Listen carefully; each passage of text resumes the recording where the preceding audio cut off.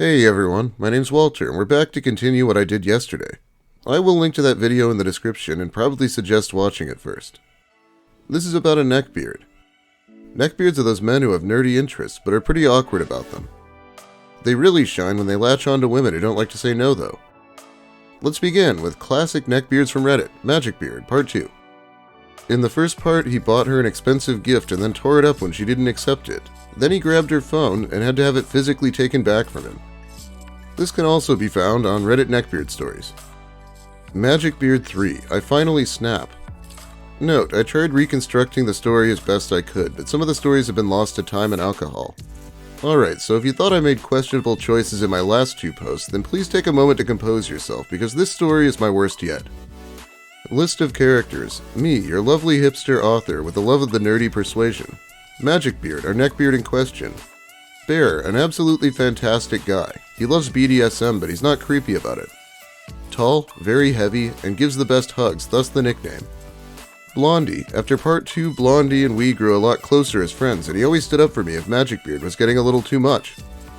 After the phone debacle, Magicbeard and I grew to be tentative friends again. We no longer hung out alone anymore, but if Blondie was there, he actually seemed to behave himself pretty well.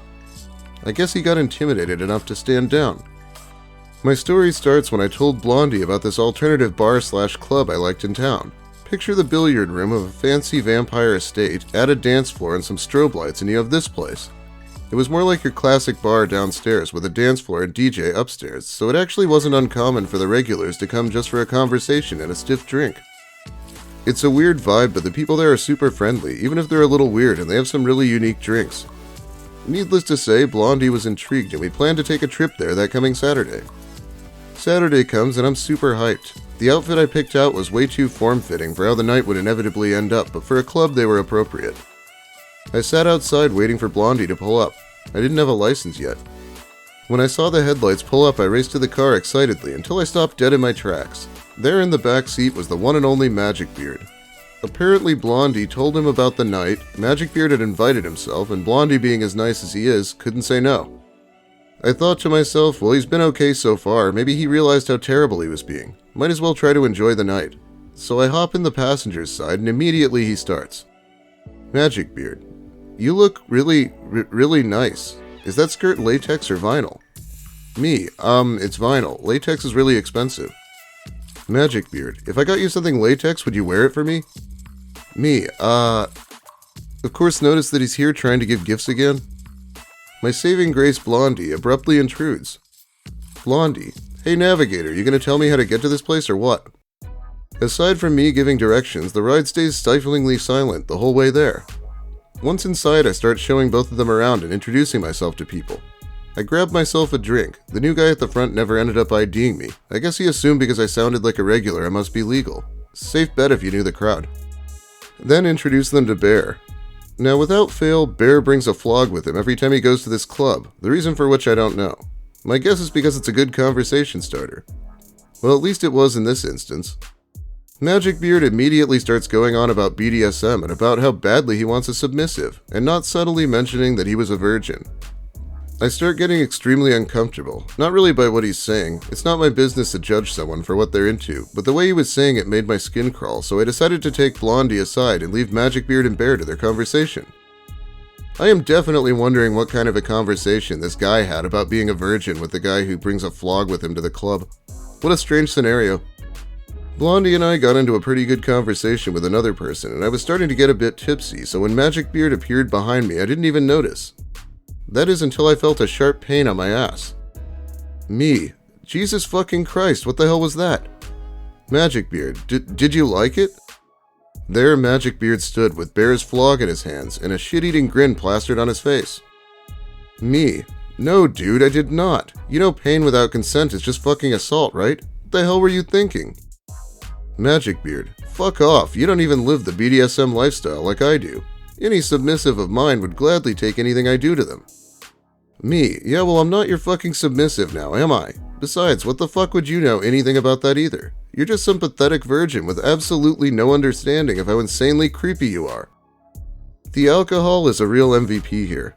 I think the Neckbeard's actually sober, which makes us even worse somehow, but at least the author is in a place to bitch him out finally. I I was starting to create a scene, but I didn't care. Typically, I'm an extreme pacifist, but with the combination of alcohol and months of negging, misogyny, creepy advances, and 2 major blow-ups I'd experienced at this point, I just snapped. Magicbeard, fuck you, you whore. Me. Oh yeah, just call me a whore because you can't think of anything better to say. I mean seriously, have you ever wondered why you're 21 and still a fucking virgin? It's because you're a fucking dick. Magicbeard. Bullshit. After all I've done for you, you call me a dick? The argument devolved after that into a slurry of name-calling until I was pried away from him by Blondie and sat in a corner to decompress. The night was officially ruined, but unfortunately it wasn't over yet, but I'm going to leave off here. This post would either have been way too long or I'd have had to exclude major details, so I put all in one post, so I'm going to put the rest of it in a separate post. Later, lovelies. The stories always end with him blowing up. He acts like calling him a dick is really out of line after he hits someone for no good reason. And I know I called alcohol the MVP a second ago, but it actually pretty much leads to a much worse assault in the same night. Sometimes alcohol is like that. This will probably go on a bit long for me, but let's just continue. Content warning for sexual assault. Alright, it's my birthday, I'm drunk, and I've decided to recount one of my worst memories to a bunch of strangers for Reddit karma. If you don't have a drink in your hand right now, you will probably need one for this story. At least I know I do. Do you have a drink? Great. Now let's get this shit started. If you haven't read part 3, you're going to want to in order to understand what's going on in the story.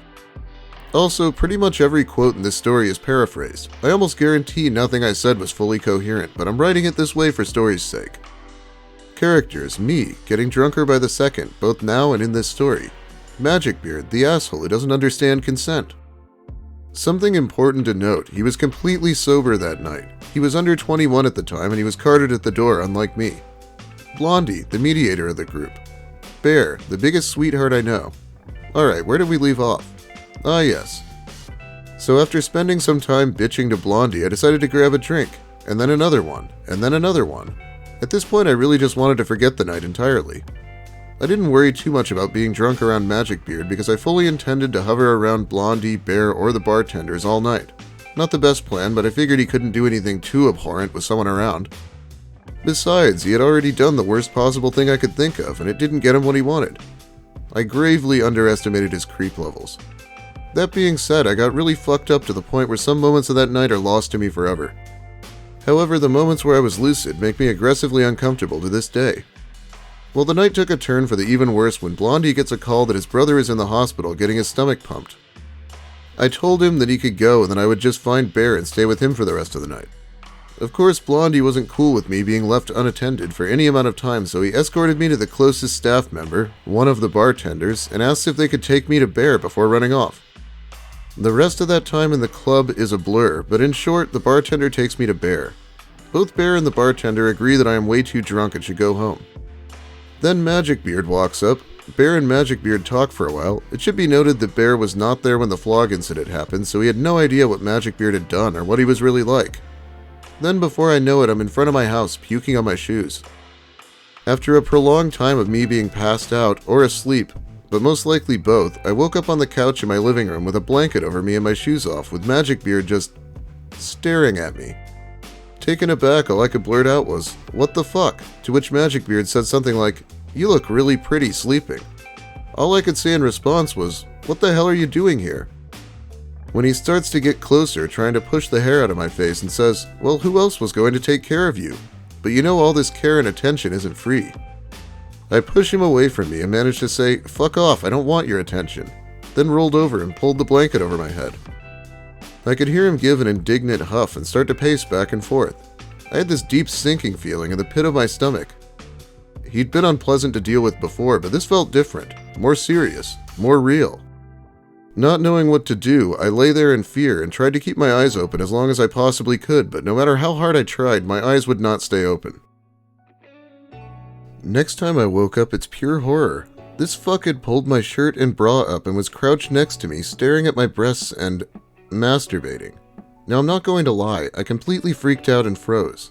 After desperately trying to think of a way to get out of this situation without getting him angry, I decided that since he hadn't noticed I'd woken up yet, I'd pretend that I was still asleep and once again roll over and pull the blanket over me.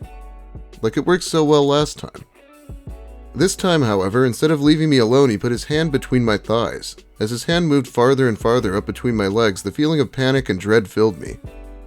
I felt like I'd looked Medusa eye to eye and I was now a statue frozen by fear. In that instant, most likely due to the alcohol, but also probably encouraged by the stomach-churning dread I was feeling, I got a sudden and immediate urge to vomit.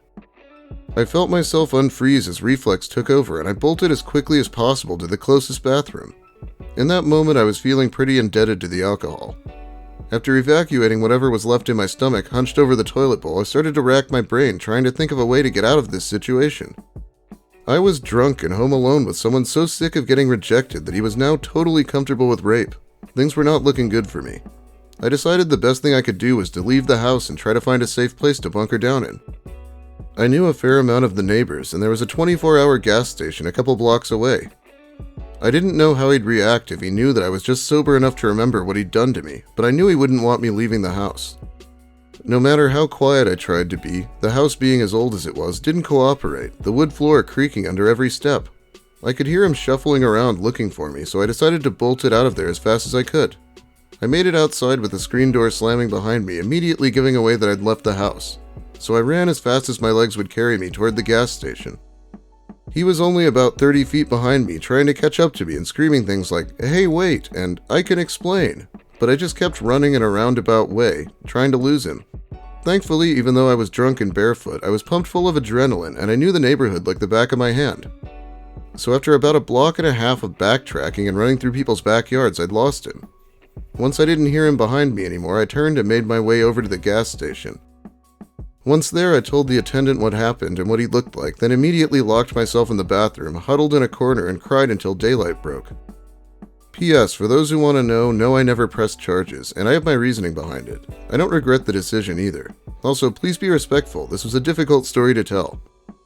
Edit. I want to thank everyone who reached out with concern and compassion from the bottom of my heart. Thank you for making Reddit a sanctuary for me, and I can't tell you how much it means to me. You know, I would love to hear what kind of an explanation this joker was going to try to give. Alright, that is definitely the most tumultuous part of this story. I don't even know what he was thinking, that she wouldn't remember, or that she'd decide she liked it. Ridiculous. I really hate seeing someone stay sober like this to take advantage of a drunk person. Anyway, there is one final part which includes a bit of retribution, and I think it's long enough to fill a video, so I'll be bringing that to you soon if you'd like. It does have violence against the Neckbeard, but nothing too cringy. And he definitely deserves it. That is about all the time I have for you today, though. If you liked the video, please give it a like. If you have something to say about the story or the content in general, make sure to let me hear it in the comments. I do read them when I'm active. If you're new here, consider subscribing for more of the same. I've been uploading more recently. But now it's time to shout out my fabulous patrons who are actually giving me money every month to help make ends meet. Thank you all so much. Jimmo, Alatuna Dan, Enui Blue, Maxo11X, Chris Sturman, MDB3000, Bumbus McDunga, Amelia Bunny, Amanda Gillies, Bethy Williams, Big Mike Shirley, Cacti Lady Wither, Cho, Daniel Della Penna, Deborah Douglas, Dr. A, Fin Yi, Horatio T, Justin Godsey, Kitty Sparkles, Clipper, Leanne Summers, Ouroboros, Rob Sop, Sammy, Sandyman, Spoonie the Rogue, V stands for, Wernology, William Ash, Jacob K, Camper Supreme, Megan Breeze, Psychic Kumquat, Alex Anakin, Alan Fang, Knit1 Code 2, Lil Spoon, Ms. Mayhem, Staples aka Jerry Yeet, Ben Pott, Cockblocks, Francois Tremblay, Nick Lucarelli, and Petulant Panda. Thanks again, I should probably do some sort of an incentive video one of these days. Well, have a great day everyone, and make sure you don't leave your flog unattended. There's a lot of weirdos out there.